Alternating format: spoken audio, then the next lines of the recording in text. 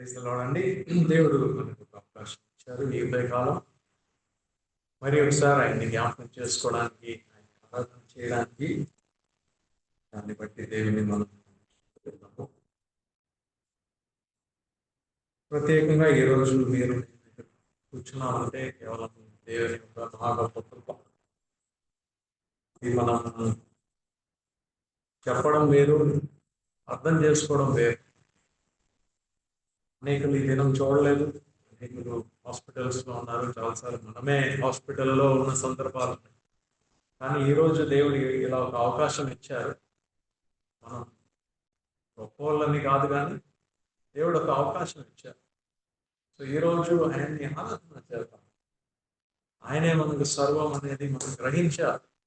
ఒకప్పుడు అజ్ఞాన కాలం మన ఇష్టం వచ్చినట్టు తిరిగాం, ఇష్టం వచ్చినట్టు చేసుకున్నాం, కావాల్సిన అన్ని కూడా మనం చేసుకున్నాం. కానీ దేవుడు ఎప్పటి నుంచో యుగ యుగాల నుంచి ఆయన మనల్ని పిలుస్తూ ఉన్నారు. ఆయన పుట్టించిన కాలం నుంచి మనం ఆయనతో ఆయన మన తండ్రిగా మనం ఆయనతో మాట్లాడదామని ఆయనకు ఒక ఆశ ఉంది. మన పిల్లలు మనతో ఎలా మాట్లాడాలని కోరుకుంటామో అదేవిధంగా దేవుడికి ఆయన పిల్లలు మాట్లాడాలని ఒక కోరిక ఉంది. ఆయన పిల్లలు ఆయన వల్లే ఉండాలని ఒక కోరిక ఉంది. కానీ ఆ కోరికని మనము లోకమంతా కూడా నెరవేర్చకుండా వాళ్ళ ఇష్టం వచ్చినట్టు రకరకాల దారిలో తప్పిపోయిన గొర్రె పిల్లలుగా వెళ్ళిపోయారు. మన కొరకు అన్ని చేసిన దేవుడిని మనం లెక్క చేయకుండా జీవిస్తున్న సమయంలో ఆయన మహాగొప్ప కృపలో ఆయన మరి ఒకసారి మనకు ఒక అవకాశం అనేది ఇచ్చారు.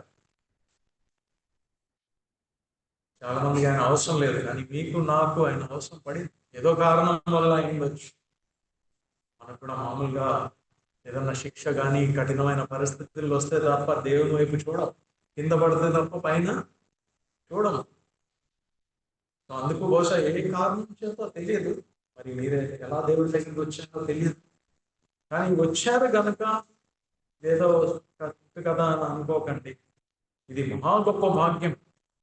అనేకులకి రాలేదు, అనేకులు గ్రహించలేని ఒక స్థితిలో ఉన్నారు. కానీ మీకు నాకు చాలా తేటగా కనిపించే ఒక పరిస్థితి దేవుడు తెచ్చారు మనకి. అందుకే మనం చూడగలుగుతున్నాం. అనేకులు చూడలేకపోతున్నారు, ఈ దేవుడిని అసలు గమనించలేకపోతున్నారు. లేండి దేవుడు అందరూ ఏమో అంటూ ఉంటారు, అందరూ అన్ని దేవుళ్ళు అంతే ఒకరే అని చెప్పి అందరు చెప్పడమే తప్ప ఎవరికి ఆ బాధ్యత అనేది కనపట్లేదు. నేను దేవుని యొక్క బిడ్డని కనుక దేవునికి ఇష్టమైన రీతిగా నేను ఉండాలి, ఆయన పద్ధతి నేను కలిగి ఉండాలి, ఆయన స్వభావం నాకు కలిగి ఉండాలి. ఇది మనం చేయనడలా మనం ఎంత భక్తి ఉందని చెప్పుకున్నా దానిలో అర్థం పడతాం అనేది లేదు. సో ఈరోజు మనం ఇక్కడ కూర్చున్న దేవుడు అవకాశం ఇచ్చారు కనుక మనం ఈ కూర్చున్న సమయంలో ఈ క్షణంలో ఒక్కసారి ఆయన వైపు మనం చూడాల్సిన అవసరం ఉంది. రోమ పత్రికలో మనం చూస్తున్నాము మన యథార్థమైన పరిస్థితి ఏంటి అనేది. యథార్థమైన పరిస్థితి ఏంటి అనే 3వ అధ్యాయంలో, రోమ పత్రిక 3వ అధ్యాయంలో మనం ఒక్కసారి గమనిస్తే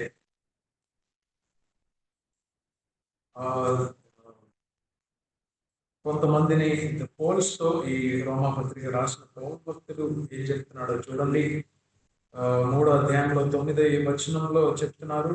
మనము అంటే ఈ 1, 2 అధ్యాయాల్లో పౌలు భక్తుడు అనేకుల గురించి మాట్లాడుతూ ఉన్నారు. ప్రత్యేకంగా 1వ అధ్యాయంలో మామూలు జనముల గురించి మాట్లాడుతూ ఉన్నారు.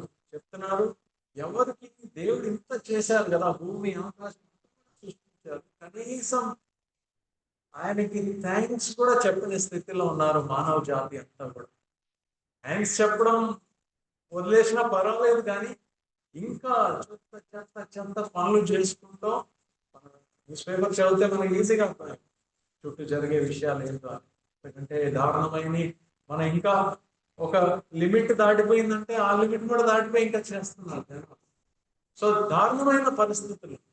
అలాగే 2వ అధ్యాయంలో పౌలు భక్తుడు రోమీయులకి రాస్తూ ఆయన చెప్తున్నారు, అలా అని చెప్పి మిగతా వాళ్ళు దారుణంగా చెప్పడం ఒక ఎత్తు అయితే, దేవుణ్ణి వెంబడిస్తున్నాం అని చెప్పి కొంతమంది యూదులు, వాళ్ళ దగ్గర చాలా ఆచారాలు ఉన్నాయి, చాలా రూల్స్ రెగ్యులేషన్స్ ఫాలో అయ్యి బ్రతికిన వాళ్ళు వేషధారణతో కూడిన జీవితం జీవిస్తున్నారు. పైన నటిస్తున్నారు నేను భక్తిగా ఉన్నానని చెప్పి, వేషధారణగా జీవిస్తున్నారు. వాళ్ళని 2వ అధ్యాయం అంతా వాళ్ళని కూడా ఖండిస్తున్నారు. లోకస్తులేమో అలా ఉన్నారు, ఎవరైతే దేవుని సేవ చేస్తున్నారో బయలుదేరారో వాళ్ళు ఇలా ఉన్నారు అని చెప్తూ ఈ మాట చెప్తున్నారు అనమాట. 9వ వచనం సో చదవండి.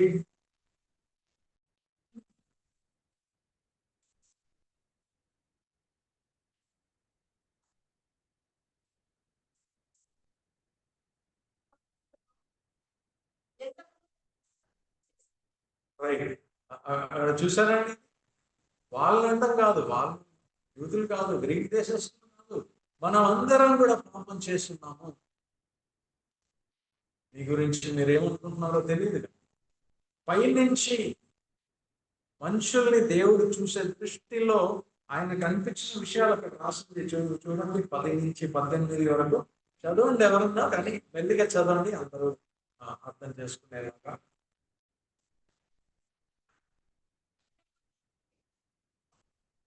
రైట్.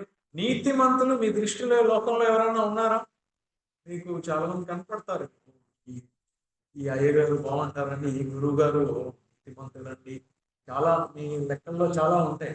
ఆ దేవుని దాసులు చాలా ప్రసంగాలు చేస్తారండి, ఆయన నీతిమంతుడు అనుకుంటా. కానీ బైబిల్ చెప్పే విషయం చూసారా? నీతిమంతుడు ఒకడు లేడు, గ్రహించేవాడు ఒకడు లేడు, దేవుణ్ణి వెతికేవారు ఎవరు లేరు. మీరు అనొచ్చు కరెక్టేనా అండి ఇవన్నీ అంటే, కరెక్టే. మీరు ఒప్పుకోకపోయినా అది కరెక్టే. అందరూ డ్రామాలే, షోలే తప్ప యథార్థంగా వెతికేమని చాలా తక్కువ. అది కూడా పర్ఫెక్ట్ గా వెతుకుతున్నారు, రోజు అలాగే చేస్తారని అనడానికి లేదు. ఒకరోజు ఒకలా ఉంటది, ఇంకో రోజు ఇంకలా ఉంటది. చూడండి, ఇంకా ఎవరు మేలు చేసేవారేమో వాళ్ళు చేస్తారు, వెతుకువారు ఎవరు లేరు, అందరూ త్రోవ తప్పి ఉన్నారు. చూసారండి, మన గురించే చెప్పేది, ఎవరి గురించో కాదు. ఏకముగా పనికి మానవాళ్ళయ్యేది. ఇంకా చదువు.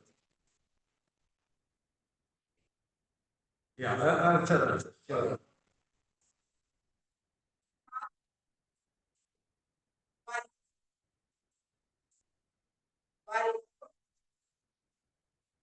మన గురించేనండి ఇవన్నీ కూడా. నోటి నిండా శపించడము. ఓకే, మీరు అనొచ్చు నేను ఎవరిని శపించలేదు అనొచ్చు. మీరు కొంచెం వివరంగా మీ గురించి మీరు పరిశోధించుకుంటే నాకు చాలా కనపడుతూ ఉంటుంది. మరి అంత దారుణంగా లేనేమో అనిపిస్తుంది. కానీ దేవుని దృష్టికి అందరూ పాపం చేసి దేవుని యొక్క మహిమ పొందలేని స్థితిలో ఉన్నారు అనేది 23వ వచనం చెప్తోంది. అందరూ పాపం చేసి దేవుని యొక్క మహిమ పొందలేని స్థితిలో ఉన్నారు. అనగా దేవుని ముందు ఎవరు నిల్చునే అర్హత లేనే లేదు. నీకంటే బెటర్ నేను అయిండొచ్చు, నాకంటే బెటర్ మీరు అయిండొచ్చు, కానీ అందరికీ ఒకే ఒక ట్యాగ్ పెట్టారు అక్కడ. ఏంటది? అందరూ పాపం చేసి దేవుని యొక్క మహిమ పొందలేని స్థితిలో ఉన్నారు అనేది. అంటే దాని అర్థము ఎంతమంది ఒప్పుకుంటారు ఈ విషయం? ఎంతమంది అగ్రీ చేయగలుగుతారు? లేదండి నేను మంచి వ్యక్తినండి, నేనే తప్పులేం చేయట్లేదు అనుకోవచ్చు మీరు, కానీ అలా కాదు. ఇక్కడ ఏ స్టాండర్డ్ గురించి మాట్లాడుతున్నామో తెలుసండి? ఈ లోకంలో మనము దేవుడికి పుట్టిన పిల్లలు అయితే, ఆయన సృష్టించిన వ్యక్తి అయితే ఆయన లాగా పరిశుద్ధంగా ఉండాలి, అంతే. వేరే ఏ స్టాండర్డ్ లేదు. ఒక్క అబద్ధం ఆడొచ్చా అంటే లేదు. అబద్ధం ఆడడం ఏంటండి? దేవుడిని అడిగారు అనుకోండి, అందరూ బోళ్ళని అవతాలు ఆడతారండి, నేను అప్పుడప్పుడు కొంచెం ఆడతాను అన్నారు అనుకోండి, దేవుడు ఒప్పుకోగలుగుతారండి? లేదండి. మన పాపములు మనం జస్ట్ టైము ఓపిక ఉంటే ఒకసారి రాసుకోండి. రోజుల్లో ఈ ఏమంటారు, మనస్సాక్షి గుచ్చుకునే కొన్ని విషయాలు ఉంటాయి. చెప్పేస్తాం, అలా చేసేస్తాం, ఏదో చేస్తాం. ఒక్కసారి నోట్ చేసుకోండి, మీకు తెలుస్తుంది వస్తాం. సీరియస్ గా యథార్థంగా రాసుకుంటే ఎవరికి చూపించకండి, మీకు మీరే రాసుకుంటే ఓళ్ళని కనపడతాయి, ఓళ్ళని కనపడతాయి. అందరూ దేవుని మహిమ పొందలేని స్థితిలో ఉంది, పాపం చేసి దూరం అయి ఉన్నారని బైబిల్ చెప్తుంది. సో ఇప్పుడు మనకి ఆప్షన్ ఏంటి? ఆప్షన్ ఏమీ లేదు. దానికి ఒక సొల్యూషన్ రాస్తుంది 24వ వచనం. దేవుని యొక్క మహా కృప చేత అది ఒక గిఫ్ట్ గా దేవుడు ఇస్తున్నాడు. మీకు ఒక గిఫ్ట్ గా నేను ఇస్తున్నా అని చెప్పి దేవుడు ఇస్తున్నా, ఒక ఉచితమైన గిఫ్ట్. లేదండి మాకు అలా ఫ్రీ వద్దండి, మేము కష్టపడి సంపాదించాలంటే ఓకే, చేసుకోండి, పర్వాలేదు. జన్మలో మీరు అది చేయలేరు. యూదులు అలాగే ప్రయత్నం చేశారు. వాళ్ళు అన్ని పద్ధతులు, నియమాలు అన్ని పెట్టుకున్న 613 రూల్స్ పెట్టుకున్నారు. ఇవన్నీ దేవుడు చెప్పారండి, ఇది ఫాలో అవుతాను, ఇది ఫాలో అవుతాను, ఇది ఫాలో. మొత్తానికి 613 రూల్స్ తయారు చేసుకున్నారు. అంతా అదే ఫాలో అవుతున్నాం అని చెప్పి పైగా చెప్పుకునే వాళ్ళు, కానీ బయట కనపడే ఎన్నో విషయాలు వాళ్ళలో ఉన్నది. అది దేవుడికి కనపడుతుంది కానీ మనుషులు కూడా కనపడుతుంది. ఎవరు నీతిమంతులుగా ఉండలేరని వాళ్ళు గ్రహించి ఉండాలి. కానీ వాళ్ళు నీతిమంతులుగా ఉన్నామని చెప్పి నటించడము ప్రారంభించేశారు. నీతిమంతులుగా ఉండడం కాదు, అది ట్రై చేసి ఫెయిల్ అయిపోయారు. ఇప్పుడు బయట డ్రామాలు వేయడం మొదలు పెట్టారు.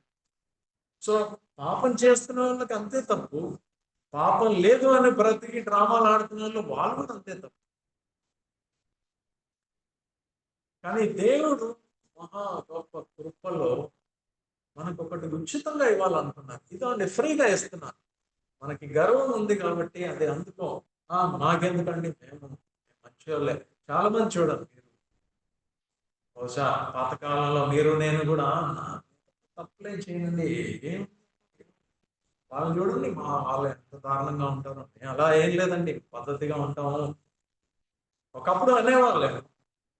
కానీ ఎప్పుడైతే దేవుని ముందు నిల్చుంటున్నామో, అనగా దేవుడు మనలో ఎవరు దేవుని చూడలేదు, కానీ ఆయన కుమారుడు ఆయన స్వరూపి అయిన యేసుక్రీస్తు ప్రభు కొద్ది కాలం ఈ లోకంలో ఉన్నప్పుడు ఆయన గురించి వాళ్ళు రాసుకున్న విషయాలన్నీ కూడా మనకు బైబిల్ ఉన్నది. మత్తయి, మార్కు, లూకా, యోహాను, అలాగే ఆయన్ని చూసిన శిష్యులు రాసిన కొన్ని గ్రంథాలు ఉన్నాయి, లేఖనాలు ఉన్నాయి. దాన్ని బట్టి మనం ఆయన్ని చూడగలుగుతున్నాం. కొన్ని విషయాలు, ఆయన పద్ధతులు, ఆయన స్వభావం, ఇవన్నీ మనం చూసి ఇలాంటి ఒక పావు గంట వెళ్తే కూడా నా జీవితం ధన్యం అయిపోద్ది అనుకునే అలాంటి ఒక జీవితం మనకి యేసుక్రీస్తు కనిపిస్తూ ఉంటుంది. అది చూడంగానే వాళ్ళందరికీ అర్థమైపోయింది. శిష్యులు అప్పటికి చాలా రూల్స్ రెగ్యులేషన్స్ ఫాలో అవుతున్న వాళ్ళు విసిగిపోయి, మనం చేయలేమండి, ఈ దేవుడు చాలా ఈ దేవుడిని సంతోషపెట్టడం చాలా కష్టం అని చెప్పి విసిగిపోయి అలసిపోయి ఉన్న సమయంలో యేసుక్రీస్తు ప్రభు వచ్చి ఒక కొత్త విధానం చూపించారు. బాబు, మీరందరికీ అందరూ దేవుడు మంచి దేవుడు, మీకు సహాయం చేయాలని చూస్తున్నారు, మీరు ఆయన నుంచి భయపడి దూరం ఎందుకు వెళ్తున్నారు? టు హెల్ప్ యూ, మీకు సహాయం చేయాలని ఆయన మిమ్మల్ని క్షమించడానికి రెడీగా ఉన్నారు. మీకు రావడానికి రెడీగా లేకపోవచ్చు, కానీ ఈజ్ లుకింగ్, ఎవరు వస్తారో వాళ్ళకి సహాయం చేద్దామని ఎదురు చూసే ఒక దేవుడు మనకు ఉన్నారని చెప్పి యేసుక్రీస్తు ప్రభు రాసిన మొదటి అధ్యాయంలో మనం చూస్తాం. 18 వచనాల్లో ఆయన దేవుణ్ణి బయలుపరిచారు మనకి. దేవుడు ఎలాంటి వ్యక్తి అనేది మనం ఎవరు దేవుడిని ఏనాడు కూడా చూడలేదు కనుక ఈ కుమారుడు వచ్చి ఆయన చూపించారు పరలోకంలో ఉన్న మన తండ్రి ఎలా ఉంటారు. అండ్ మనలో ఆ కోరిక లేవనెత్తే ప్రయత్నం చేస్తున్నారు. మనం ఆ దేవుడిని చూసిన ప్రతి వారు కూడా ఆయన వల్లే నేను కూడా మారాలండి, నేను కూడా ఆయన వల్లే మారాలండి అని చెప్పి ఒక కోరిక మొదటగా మనకి కలుగుతుంది. Anybody who has seen the lord would like to be like him. ఒక పావు గంట అన్న అలా ఉండగలిగితే నాకు బాగుంటది అనిపించే అంత గొప్ప స్వభావం అని. దేవుని మహిమ మనం పొందలేకపోతున్నాము అని బైబిల్ చెప్తా ఉంది. అని దేవునికి స్తోత్రము. ఒక కాలం సాతాను మనల్ని అలాగే ఏదో మోసం చేసింది, ఏదో ఈ వృక్షఫలం తింటే మీరు కూడా దేవుడి వల్లే అయిపోతారని చెప్పి మోసం చేశారు. మనం నమ్మేశాము, అది తినేసాము, మునిగిపోయాం. కానీ దేవుని మహా గొప్ప కృప, ఆయన మనల్ని ఎవరు పెట్టలేదు. ఆయన తప్పిపోయిన గొర్రెల్ని వెతికి వాళ్ళని రక్షించడానికి వచ్చారు. అవసరమైతే వాళ్ళ గురించి నా ప్రాణం పెడతానని వచ్చారు, ప్రాణం పెట్టేశారు.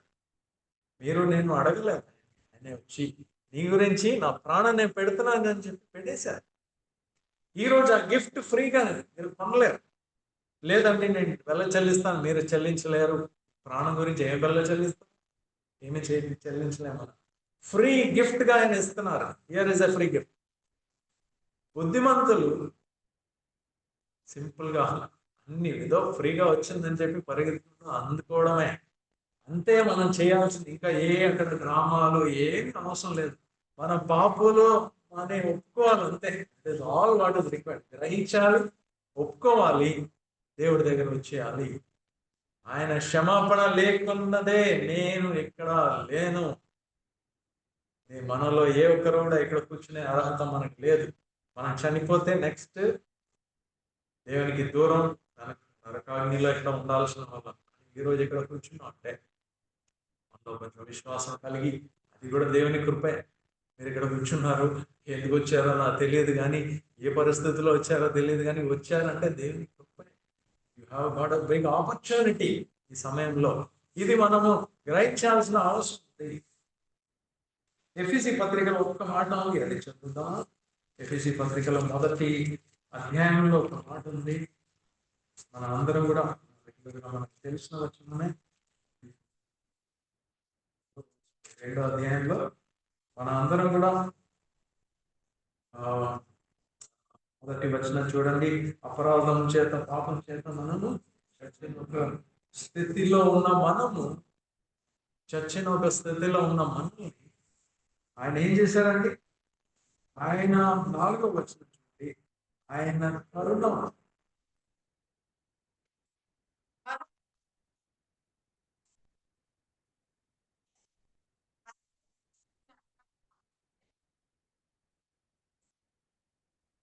దేవుడు పర్టికులర్ దేవుడు కాదండి.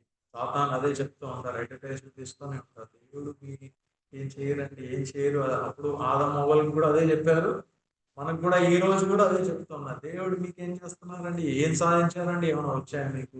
ఏమి ఇవ్వలేదు, ఏమి ఇవ్వలేదు, ఏమి ఇవ్వలేదు అని చెప్పి. అవును, సాతాన్ మాట వింటే ఆయన ఏదో ఇచ్చారండి, ముంచేశారు. మన జీవితం అంతా నాశనం చేశారు. ఇంకా ఫ్యూచర్ లో నాశనమే రాసింది అక్కడ. అంత దారుణమైన మనల్ని మోసం చేసిన సాతాను మాట ఇంకా వెతకండి, దేవుని మాట వెతకండి. ఆయన సచ్చి ఉన్న స్థితిలో, సచిన వ్యక్తి ఏం చేయగలుగుతారండి? సచిన వ్యక్తికి ఒక ఛాన్స్ ఉందండి. ఆయనకి ఏం కావాలన్నా చేయలేడండి. అక్కడ సచిన వాళ్ళు అంటే ఎవరు వాళ్ళకి సహాయం అంటే వాళ్ళకి సహాయం చేయలేరు. అందుకే దేవుడు వచ్చారు, వాళ్ళని ఆయన కరుణా సంపూర్ణుడు కనుక, ఫుల్ ఆఫ్ మర్సీ అండ్ గొప్ప ప్రేమ కలిగిన దేవుడు. ఆ సాతాను మోసం చేశారు, దేవుడు మీ దగ్గర ఏదో దాచిపెడుతున్నారని చెప్పి మనం నమ్మేశాం. ఆయనే దాచిపెట్టలేదు.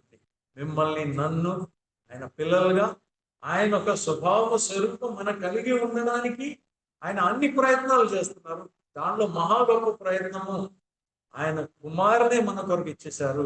మీ పిల్లల్ని మీరు త్యాగం చేస్తారండి లోక పాపం గురించి? ఓకే, ఆ పాపని నా బాబుని ఇచ్చేస్తామండి, చనిపోతే పర్వాలేదు, లోక పాపం పడుతుంది అనుకుంటారు.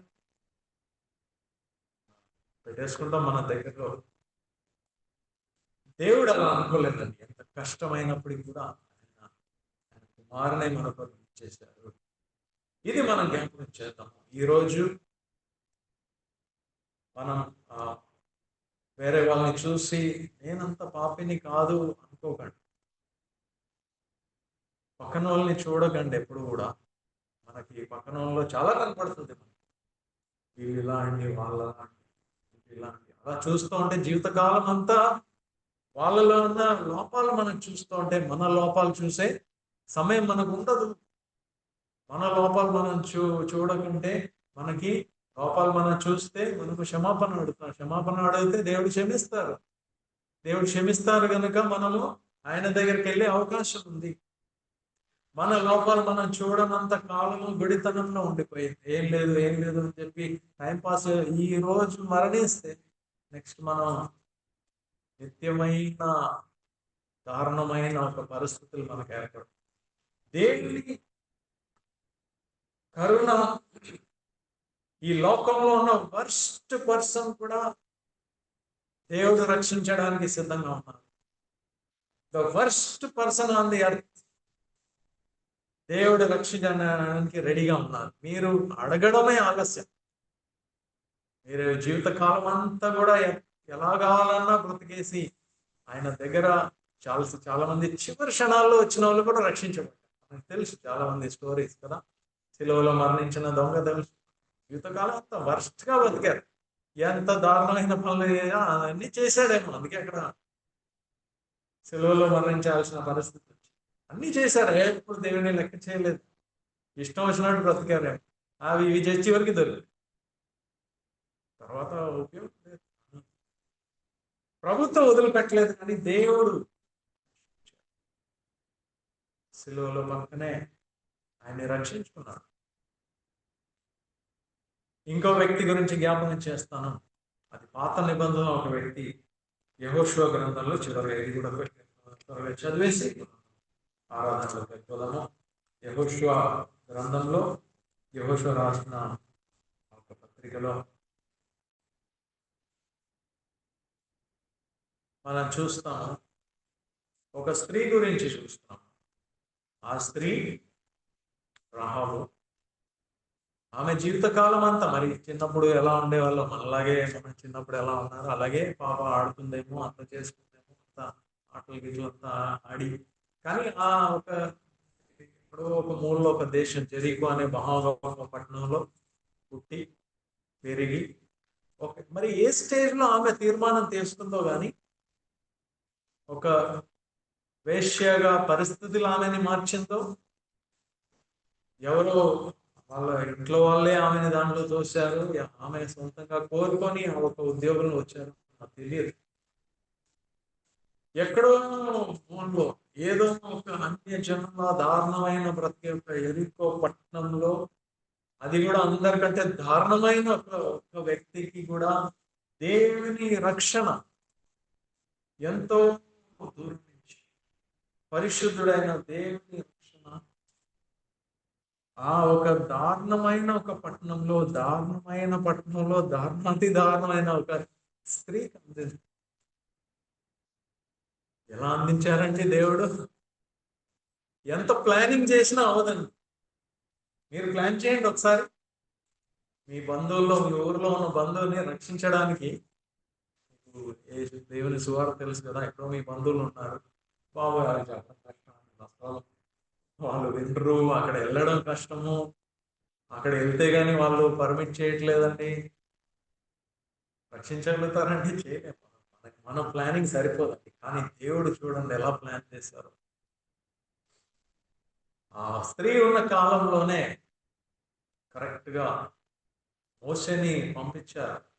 ఐగుప్తులో 400 సంవత్సరాలు ఊరుకున్నాడు, కానీ ఈమె అక్కడ ఉంటున్న ఆ కాలంలో మోషే రావడం, మోషే కూడా చనిపోయారు. యెహోషువ వెళ్ళి లోపల నడిపించారు. మీకు తెలుసా అండి, వీళ్ళు వేశ్యాస్త్రీ ఇంటికి ఎందుకు వెళ్ళారండి? అంత పెద్ద పట్టణం కదా, అంత పెద్ద పట్టణంలో ఏ పెద్దవాళ్ళ ఇంటికన్నా వెళ్ళాలి, హోటల్ వెళ్ళాలని వేశ్యాస్త్రీ ఇంటికి అంటే మనకి చాలా దారుణం అనిపిస్తుంది. కానీ ఒక అంటే ఆ దేశానికి సంబంధించిన వాళ్ళు కాని వాళ్ళు ఆ దేశంలోకి అడుగు పెట్టాలంటే ఆమె ఇల్లే కరెక్ట్ హౌస్. మిగతా ఎక్కడ వెళ్ళినా కూడా వాళ్ళని పట్టుకోగలుగుతారు. ఇక్కడ ఎందుకున్నారు, అక్కడ ఎందుకున్నారు, హోటల్ ఎందుకున్నారు అన్ని పరిశోధించేసి పట్టుకోగలుగుతారు. వేసిన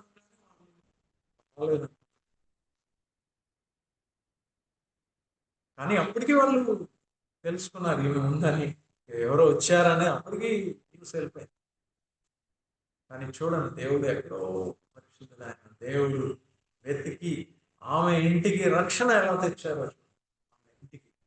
ఆమె చెప్పిన మాటలు కూడా చూడండి, యెహోషువ రాసిన పత్రికలో. ఆమె ఫస్ట్ వాళ్ళని దాచిపెట్టేశారు.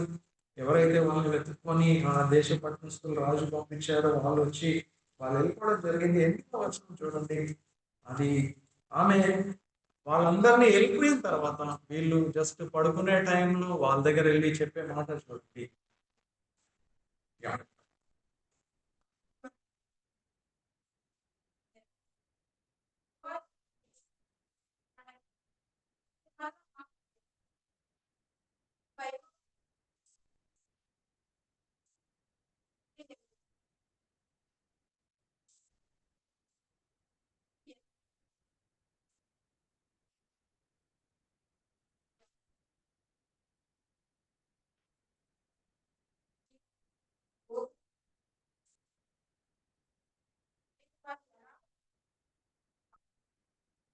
రైట్, అక్కడ అంతా కూడా చెప్తున్నారు. ఈ దేశంలో ఉన్న జనాలందరూ వణికిపోతున్నారు. మీ గురించి ఆల్రెడీ వినేశారు, ఏ విధంగా అయితే ఎర్ర సముద్రం దాటి వచ్చారో. ఈ దారిలో వచ్చే కొంతమంది మహా గొప్ప రాజులు, వాళ్ళని అంతం చేసేసి మీరు వచ్చారు. దేశమంతా వణికిపోతా ఉన్నారు. కానీ ఈమె చూడండి, ఒక వేశ్య ఇంట్లో రక్షణ వచ్చింది. ఎలా వచ్చిందో చూడండి. ఆమె వాళ్ళందరూ భయంతో వణికి, భయం ఉండడం బట్టి చివరికే రాదండి. భయం ఒక మార్పునస్ కలిగించాలి మనకి. ఈ స్త్రీలో అది జరిగింది. ఆడు భయపడింది, చచ్చిపోతా అనుకున్నారు. ఎలా రక్షణ పొందాలో తెలియదు, కానీ కరెక్ట్ ఆమె ఇంటికే వచ్చారు. రక్షణ అనేది ఆమె ఇంటికే వచ్చింది. ఇప్పుడు పంపించారని నమ్ముతున్నాం. ఆమె వెంటనే రెండు పనులు చేయొచ్చు. వెంటనే అధికారులకి తెలియజేసి వాళ్ళని పట్టించేయచ్చు. ఆమెకు కూడా పేరు వచ్చేస్తుందేమో, మంచి బహుమానం వస్తుందేమో, రాజు సన్మానం చేస్తారేమో. కానీ ఆమె చాయిస్ తీసుకుంది. ఎక్కడో విశ్వాసం కలిగింది. ఎందుకో విశ్వాసం కలిగింది. ఎలా వచ్చిందంటారండి? ఆమె పెద్ద ఇంటెలిజెన్స్ ఉందా? కేవలం దేవుని కృపతో పలుకు వెలిగింది. ఒక వ్యక్తిని దేవుడు రక్షించాలనుకున్నారు. దానికి ఎంతకన్నా తెగించేసి దేవుడు వాళ్ళ ఇంటికి పంపించి కరుణ చూపించి, ఆమె హృదయంలో కూడా ఒక చిన్న విశ్వాసం కలిగి ఆమె చెప్పింది, మాకు తెలుసండి, దేవుడు మీకు ఇది ఇచ్చేసారని మాకు ఆల్రెడీ తెలుసు అంటున్నారు. చివరికి ఆమె కుటుంబాన్ని కూడా ఆమె రక్షించుకున్నారు. ఫ్యామిలీని కూడా కొంచెం రిక్వెస్ట్ చేస్తున్నాము, కొంచెం మమ్మల్ని కూడా. సో ఎక్కడో ఉన్న వేశ్యా స్త్రీకి మహాపరిశుద్ధుడైన దేవుడు దృష్టి పెట్టి రక్షించుకున్నారు. ఇది సువార్త. మనకి. మన ఈరోజు ఆయన్ని ఆరాధన చేస్తున్నప్పుడు ఆమె ఒక వేశ్యా స్త్రీ, దారుణమైన జీవితం అనుకోవచ్చు. మనం అంతకంటే దారుణమైన వాళ్ళు అనేది మనం గ్రహించాలి. మనం ఎప్పుడైతే దేవునికి దగ్గర అవుతామో, దేవునికి దగ్గర అవడంలో ఒక లక్షణం ఏంటో తెలుసండి? మీరు దేవునికి దగ్గర అవుతున్నారా లేదా అనే దానికి ఒక లక్షణం ఏంటో తెలుసండి? పౌలు భక్తుడు ఆయన చివరి లెటర్స్ లో ఆయన రాస్తున్నారు, యేసుక్రీస్తు ప్రభు పాపుల్ని రక్షించడానికి ఈ లోకమునికి వచ్చారు. దానిలో అతి దారుణమైన వ్యక్తి దేవుడికి చాలా, ఆయన యేసుక్రీస్తు ప్రభువుని తెలిసిన కాలం నుంచి దగ్గర చివరికి దేవుడి దగ్గర వచ్చినప్పుడు ఆయన ఇచ్చే స్టేట్మెంట్ అది. నిజమే, దేవుడు పాపుల్ని రక్షించడానికే వచ్చారు. దాంట్లో నేను అందరికంటే ఫస్ట్. ఈరోజు మన ఇక్కడ కూర్చుని ఆరాధించిన సమయంలో ఒక్కసారి జ్ఞాపకం చేసుకోండి. మనం చేసుకున్నాము. మన జీవితంలో ఎన్నో దారుణమైన విషయాలు ఉన్నప్పటికీ కూడా దేవుడు అవన్నీ బయటపడి ఆయన మహా గొప్ప రక్తంలో అది కప్పి వేస్తున్నారు. చేసిన ఎన్నో పనులు బయట తెలిస్తే బాగోదు. ఓకే, నేను దారుణమైన పనులు చేశాను అనట్లేదు, కానీ దానిలో బయట తెలిస్తే తల ఎత్తుకొని తిరగలేని పనులు చేశాము. తల ఎత్తుకొని తిరగలేని మాటలు, తలంపులు మన హృదయంలో ఉందేమో. అది మనం గ్రహించి ఒక్క నిమిషం మహా గొప్ప కృప చూపించిన దేవుని ఆరాధన చేసుకోండి.